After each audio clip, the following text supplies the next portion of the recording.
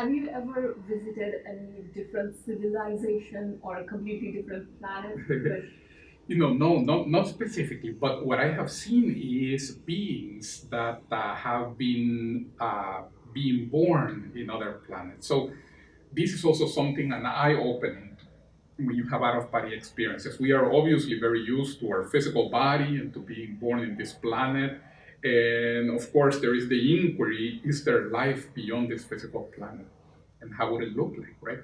So what we realize when you have out-of-body experiences, just starting from the beginning, is first of all that we are not so much a human being, but we are a soul, a spirit. We sometimes say with a consciousness, and we are using the physical body at this moment for having experiences, for spiritual development, as people like to call it. But just like we can use this physical body for that purpose, other souls or other spirits, they use other physical bodies in other planets for that purpose. And then they also become conditioned and used to those other physical bodies. So when they have out-of-body experiences or when they pass away, their astral body looks like that other body from that other planet, just like ours. Looks like this one here. So for example, if us both were to leave the body right now, something interesting, I always mention this because it's a good example of conditioning of habits. If we were both to leave our body right now, you would see me with glasses. Not because my astral body needs a lens to help them correct the light. It doesn't. This is just my weak genetics. But it's more than anything because my habit is I look like this. I wear my glasses all the time. I wore them since my first days in college, and I actually like wearing them. So this is my appearance. If you see me outside the body, you see me like this. And then other people also become conditioned to their appearance. So you find them outside the body, and then you see different shapes. Obviously, they don't speak the same physical languages that we speak, so we communicate more telepathically with those individuals. They sometimes look a little humanoid in the sense that they have, for example, four limbs or four extremities, a head and a trunk, but sometimes not.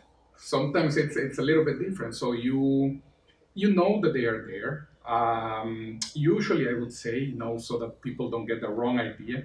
When you have out of body experiences here, on most of the out of body experiences, you're going to find people who were born here in the physical reality. So you find human beings or who look human or terrestrial, I should say better. And that is mainly because we are sort of like in the neighborhood of planet Earth. But if you start to venture a little bit outwards, now you are in other neighborhoods. Yeah.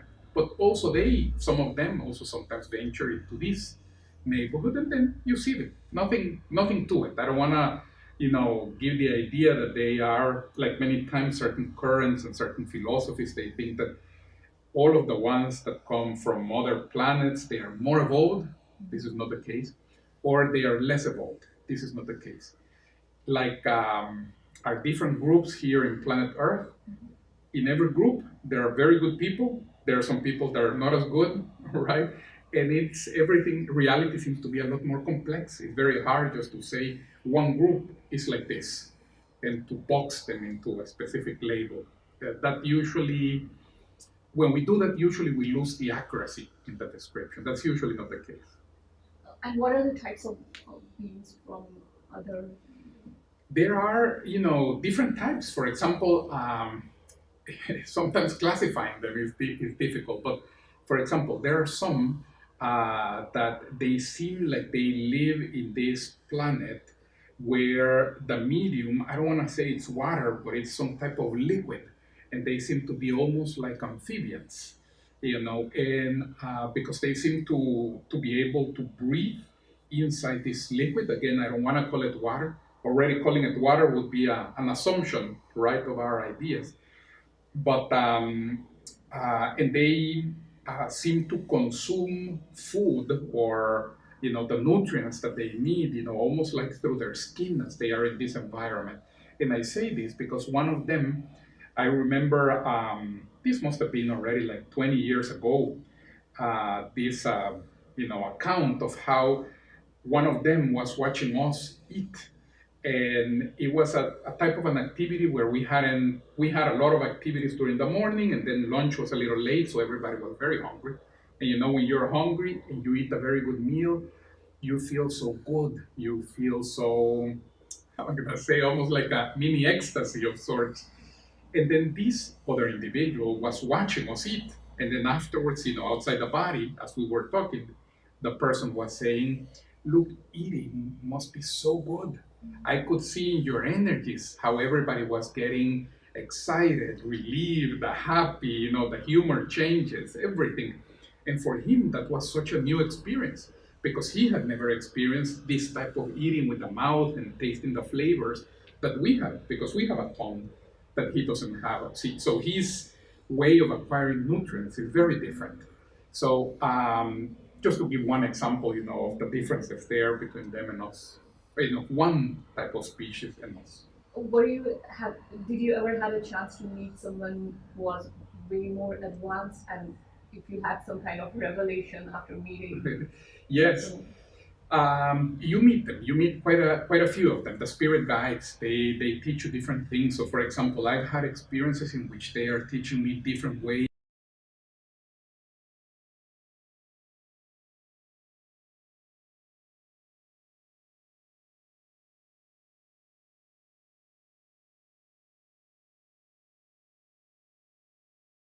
of experiencing energies, and the spirit guide giving me instructions of what to do with my body so as to experience a little bit stronger, for example. Now, usually they tend to be very, I'm going to say, maybe practical might be the better word, in the sense that most of them normally don't don't go too much into heavy philosophy or into a lot of philosophy, but they are much more practical, and then you learn more almost like by doing. So, for example, you leave the body, you see one of them, or you realize that you're in an out of body experience in which you are trying to help other people, and then you see the way they conduct themselves, how they are very interested in helping that group of individuals in that projection, how they are very patient, how they are very welcoming with those individuals, even though you here might think, might have a different perspective of that. So of course you try as much as I try as much as I can, to emulate those examples, and to also try to contribute as much as I can, in that situation. But they usually don't go into trying to tell you what to think. Like, look, we should be like this because of A, B, C, D. Normally they don't.